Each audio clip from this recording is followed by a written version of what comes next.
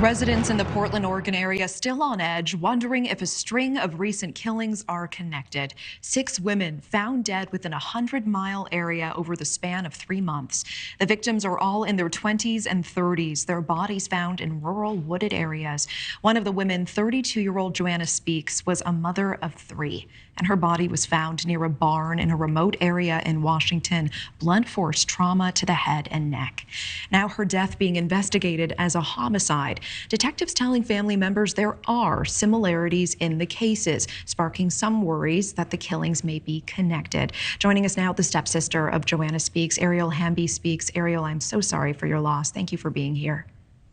Thank you for having me. And these details are just gut-wrenching. The blunt force trauma to the head and neck.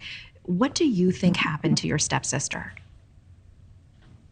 It's so hard to even speculate what it was.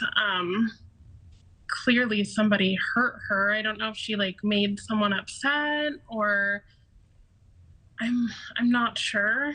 It's one of the questions of many that we have.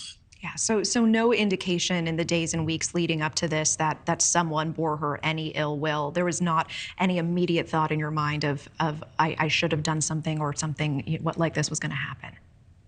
Absolutely not. No, it was normal days for the way our family functions, and just expecting another phone call from her shortly.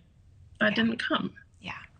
You say investigators have indicated to you that there are similarities in the cases as well as some big differences. Can you tell us more about what they've told you so far?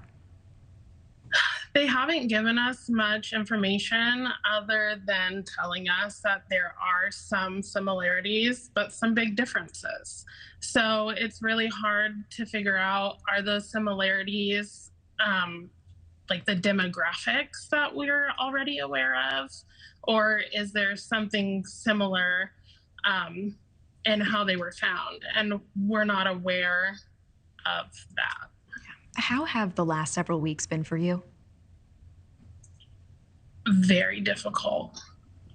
It's like it consumes a person, a family member, when you don't have answers or an explanation or a person that you can put a face to and feel like there's justice being done. Every minute of every day is like a thought, some kind of brain power going towards, let me research this, let me investigate that. Like, how can I be of assistance to our detectives?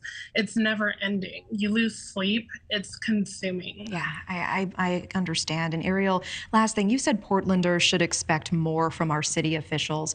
In just about 15 or 20 seconds, I wish we had more time. What do you mean by that? I think that the fact that the city has enabled this homeless crisis and this open air drug market, they've just invited all of this crime that's so hard to trace, and it's so hard to get justice for these people that are struggling and deserve help, that it's just a recipe for disaster. And my sister was a victim of that. Okay. The city's not doing enough. Ariel Hamby Speaks, I appreciate your time, and I'm so sorry once again for what you and your family are going through. Thank you. Thank you for watching. Go to newsnationnow.com to find News Nation on your television provider. And don't forget to click the red subscribe button below to get more of News Nation's fact-driven, unbiased coverage.